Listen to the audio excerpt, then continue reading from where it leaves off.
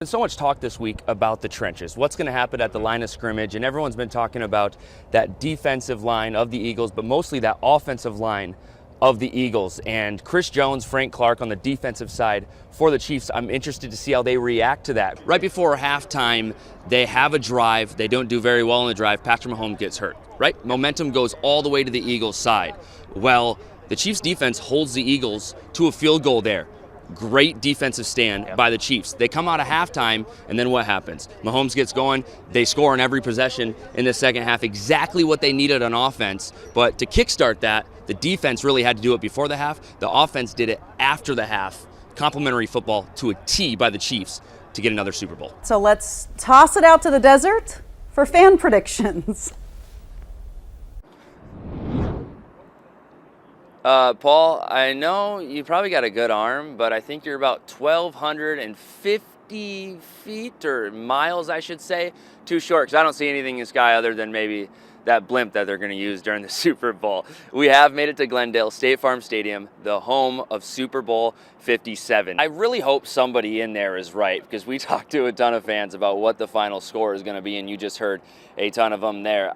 I'm not sure there's going to be negative points. I don't know. Marley might be right there with the red hair, a 100-0 Chiefs. Who really knows at this point? Hope one of them's right, as this game is less than 48 hours away from kicking off right there at State Farm Stadium. Paul, you're going to see something special here in just a second.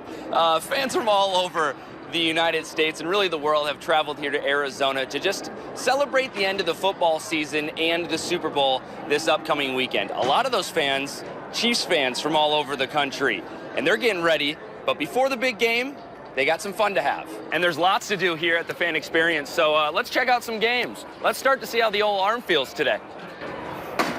And you can kick too. Made it. Chiefs Kingdom has traveled here from all around the United States, and they've even brought the world-famous Lot J tailgate with them to make Arizona feel like Arrowhead. By now, the name Nick Bolton is pretty well known across the state of Missouri. The former Mizzou Tiger is now a staple of that Chiefs defense. And those who know him best, even one from Ozark, Missouri, know how good he is and how good his leadership has become as he preps for the big game. Yeah, when talking to Cedar Wall, he mentioned many times that, he knew Nick Bolton had the it factor, going against him every day in practice, watching him play on Saturdays, and Cedar Wall being on the same team as him. We'll see if he will have the it factor tomorrow when he goes against this good Eagles team. I know Chiefs Nation and Mizzou Nation, like Weatherspoon said, is all behind him. Yeah, when talking to them, this is one of only a handful of fields in the entire world that they actually roll the turf out of the stadium. It's natural grass. They roll it out so it can get sunlight, they can water it, it can grow, it can be healthy. Then they roll it back into the stadium.